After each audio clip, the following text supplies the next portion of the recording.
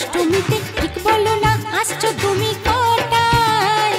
গোল প্রিন্টের শাড়ি পরে গড়িয়াহাটের মোড়ে আসতে পারি ঠিক সন্ধ্যে 6টায়। এলাম যে কথা নিতে পুজোর অষ্টমীতে ঠিক বলো না আসছো তুমি কটায়? সত্যি করে বলো না, করো না আমায় ছলো না। সত্যি করে বলো না, করো না আমায় ছলো না। গোল প্রিন্টের শাড়ি পরে গড়িয়াহাটের মোড়ে আসতে পারি ঠিক সন্ধ্যে 6টায়। এলাম যে কথা নিতে পুজোর অষ্টমী